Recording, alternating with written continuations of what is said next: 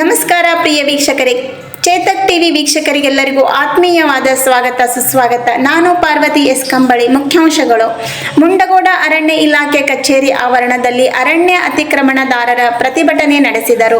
ಮುಂಡಗೋಡ ಅರಣ್ಯ ಹಕ್ಕು ಕಾಯ್ದೆಯಡಿ ಅರ್ಜಿ ಸಲ್ಲಿಸಿರುವ ಅರಣ್ಯವಾಸಿಗಳನ್ನು 27 ವರ್ಷಗಳ ಹಿಂದೆ ದಾಖಲಿಸಿದ ಕ್ರಿಮಿನಲ್ ಪ್ರಕರಣದ ಆಧಾರದ ಮೇಲೆ ಒಕ್ಕಲೆಬ್ಬಿಸುವ ನೀತಿ ಖಂಡಿಸಿ ಅರಣ್ಯ ಅತಿಕ್ರಮಣದಾರರು ಇಲ್ಲಿನ ಅರಣ್ಯ ಕಚೇರಿ ಆವರಣದಲ್ಲಿ ಬುಧವಾರ ಪ್ರತಿಭಟನೆ ನಡೆಸಿದರು. ಅರಣ್ಯ ಭೂಮಿ ಹಕ್ಕು ಹೋರಾಟಗಾರರ ವೇದಿಕೆಯ ಅಧ್ಯಕ್ಷ ರವೀಂದ್ರ ನಾಯಕ್ ಮಾತನಾಡಿ, ಅರಣ್ಯ ಇಲಾಖೆಯ ಇತ್ತೀಚೆಗೆ ಕೈಗೊಂಡಿರುವ ಒಕ್ಕಲೆಬ್ಬಿಸುವ ನೀತಿ ಮತ್ತು ಆದೇಶ ತಾಂತ್ರಿಕ ದೋಷದಿಂದ ಕೂಡಿದೆ. ಸಹಾಯಕ ಅರಣ್ಯ ಸಂರಕ್ಷಣಾಧಿಕಾರಿ ಪ್ರಾಧಿಕಾರದಲ್ಲಿ ಅರಣ್ಯ ವಾಸಿಗಳಿಗೆ ಕಾನೂನಾತ್ಮಕ ನೋಟಿಸ್ ನೀಡುತ್ತಿರುವುದು ಖಂಡನೀಯ ಎಂದರು. ಅರಣ್ಯ ಹಕ್ಕು ಕಾಯ್ದೆ ಅರ್ಜಿ ವಿಚಾರಣೆ ಹಂತದಲ್ಲಿ ಒಕ್ಕಲೆಬ್ಬಿಸುತ್ತಿರುವ ಪ್ರಕ್ರಿಯೆ ಜರುಗುತ್ತಿರುವುದು ಅರಣ್ಯವಾಸಿಗಳಲ್ಲಿ ಆತಂಕ ಉಂಟು ಮಾಡಿದೆ.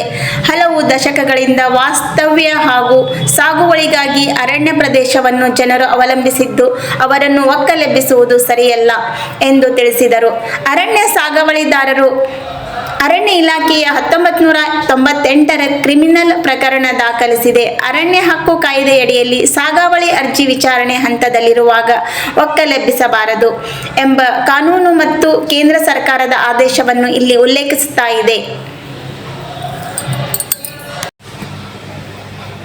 3 ಎಕರೆ ಸಾಗುವಳಿದಾರರಿಗೆ ರಕ್ಷಣೆ ನೀಡುವ ರಾಜ್ಯ ಸರ್ಕಾರದ ಸುತ್ತೋಲೆಗೆ ಅಧಿಕಾರಿಗಳು ವರ್ತಿಸುತ್ತಿದ್ದಾರೆ ಎಂದು ಅವರು ದೂರಿದ್ದರೂ ಕೂಡ ಒಂದು ದಿನ ಬೇಲಿ ತೆಗೆಯುವುದು, ಮತ್ತೊಂದು ದಿನ ಸಾಗುವಳಿಗೆ ಅಡ್ಡಿಪಡಿಸುವುದು, ಇನ್ನೊಂದು ದಿನ ನೋಟಿಸ್ ನೀಡುವುದನ್ನು ನೋಡಿ ಅರಣ್ಯವಾಸಿಗಳಿಗೆ ಕಿರಿಕಿರಿಯಾಗಿದೆ.